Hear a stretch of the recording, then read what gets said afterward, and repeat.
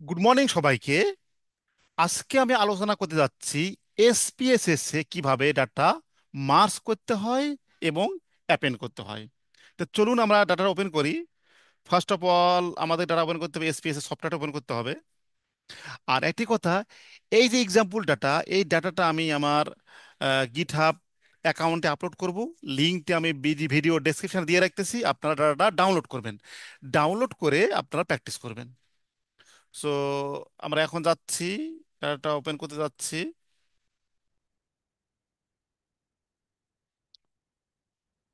আমাদের এখানে main data হচ্ছে ডাটা এ। সুতরাং আমি আগে ডাটা এ কে ওপেন করব।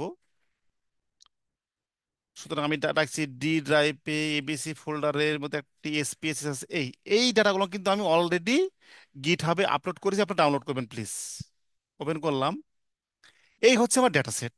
দেখুন, আমাদের আইডি কিন্তু অ্যাসেন্ডিং অর্ডার থাকতে হবে। ধরো কোনো কারণে যদি অ্যাসেন্ডিং অর্ডার না থাকে, ধরুন এখানে নাই, তাহলে কিন্তু মার্জ হবে না। অবশ্যই আপনাদের এখানে অ্যাসেন্ডিং অর্ডারে সাজাতে হবে। আমি সাজা নিলাম, এই সাজা নিলাম, এই আমি এখন সেভ দিলাম। এবারে সেকেন্ড ডাটা ওপেন করে দেখি ওরা ঠিক আছে কিনা। এটা সেকেন্ড ডাটা সেট, এটা আলাদা ডাটা সেট, আলাদা ভেরিয়েবল। এটা আলাদা ভেরিয়েবল। মাথায় রাখতে হবে আইডি ভেরিয়েবলের প্রপার্টিটা দুইটি ভেরিয়েবলের মধ্যে অবশ্যই সেম থাকতে হবে, আদারওয়াইজ কিন্তু মার্জ হবে না। এটাও আমাদের যদি কোনো কারণে ধরুন আমাদের এখানে অ্যাসেন্ডিং অকারে নাই, অবশ্যই এটাকে আমাকে অ্যাসেন্ডিং অর্ডারে সাজাতে হবে। এই আমি সাজাই 1 2 3। এখানে 21টা আছে, আর আগেটাতে ছিল 20টা। Is not problem. Sorry, save করে রাখলাম। এখন আমি এটাকে কেটে দিলাম। এখন আমার এই যে এখানে মাস্টার ভেরিয়েবল, এখানে আমাদের কয়েকটা ভেরিয়েবল আছে।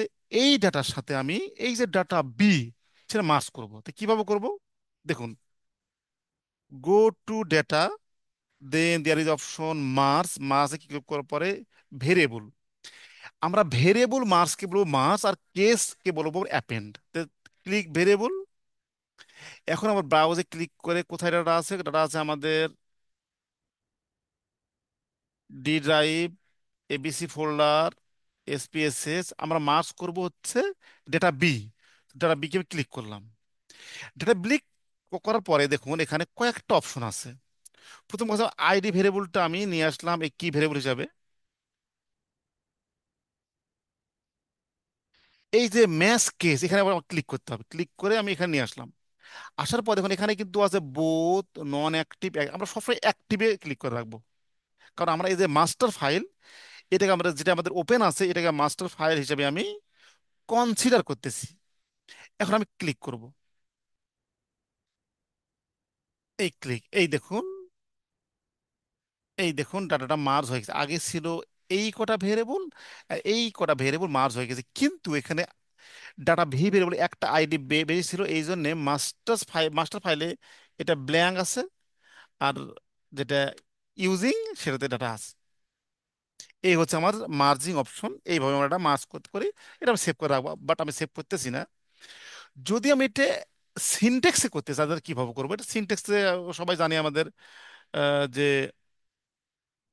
আমি আবার এটা ওপেন করি, এটাকে কেটে দিলাম। কেটে দিয়ে জাস্ট, খুবই সহজ সিনটেক্সে করা। এই যে আমি ডাটা ওপেন করলাম, ডাটা ওপেন করে আমি এই যে মার্জে যাব, আগের মতো করেই যাব। সব কিছু ঠিক থাকবে, সব কিছু ঠিক থাকবে। বিকে ওপেন করব, সব কিছুই ঠিক থাকবে, সব কিছু ঠিক থাকবে। জাস্ট ক্লিক করতে পেস্টে, এই পেস্টে ক্লিক করতে হবে। এই পেস্টে ক্লিক করলে দেখুন এই সিনটেক্সটা চলে আসলো। এই যে এটা হচ্ছে মার্জের সিনটে, এখানে জাস্ট আমি করব, এই মার্জ হয়ে গেছে। এই দেখুন মার্জ হয়ে গেছে। এখন প্রশ্ন হচ্ছে অ্যাপেন্ড করবো কিভাবে? এটা কেটে দিই আমি, এটা কেটে দিব। অ্যাপেন্ড করবো কিভাবে? অ্যাপেন্ডটা খুব সহজ। দেখুন, ডাটা আমি ওপেন করলাম, এই ডাটা ওপেন করলাম। এই ডাটার সঙ্গে আমি এই যেখানে 20টা ডাটা আছে, এই ডাটার সঙ্গে, এই ডাটার সঙ্গে আমি ডাটা কিছু, এই যে 20 আছে, এই ডাটার সঙ্গে আমি এই যে সেকেন্ড ডাটাতে এখানে দেখেন 5টা আছে, এটা আমি অ্যাপেন্ড করব। এটা আমি অ্যাপেন্ড করব কিভাবে করব দেখুন, same procedure, same procedure. Just go to data, then append case. এখন আমার অ্যাপেন্ড কেসে ক্লিক করতে হবে। কেসে ক্লিক করলাম। ক্লিক করার পরে এখানে আমি ব্রাউজে যাব। ব্রাউজে যে এই যে সেকেন্ড এই ডাটাকে আমি অ্যাপেন্ড করবো, মানে কেস, এটা ওপেন দিলাম। দেওয়ার পরে কন্টিনিউ। এখানে যেহেতু কেস ম্যাচ হবে, শুধু এখানে আমরা আইডি ভেরিয়েবল দেওয়ার প্রয়োজন নাই, সরাসরি ওকে দিয়ে দিলাম। 1 2 3 ওকে দিয়ে দিলাম। এই দেখুন, আগে ছিল 20টি, এখন এই যে সেকেন্ড ডাটা বাকি যে 5টা, এটা জাস্ট নিচে এসে যোগ হয়ে গেছে। রিমেম্বার প্লিজ, অলওয়েজ আমাদের ডাটাকে অ্যাসেন্ডিং অর্ডার সাজানো নিতে হবে। এখন এটা আমি মার্জ করবো, সেভ দেবো, হয়ে গেছে। এই হচ্ছে মার্জ এবং অ্যাপেন্ড। সুতরাং আমাদের ডেটা ম্যানেজমেন্টে মার্জ এবং অ্যাপেন্ড হচ্ছে খুবই ইম্পর্টেন্ট একটা পার্ট। তো সবাইকে অনুরোধ করবো প্র্যাকটিস করার জন্য। তো প্র্যাকটিস করার আগে আমি অনুরোধ করবো ডাটাগুলো আপনি ডাউনলোড করবেন এবং ভিডিও দেখে দেখে আপনি প্র্যাকটিস করবেন। সবাইকে অসংখ্য ধন্যবাদ।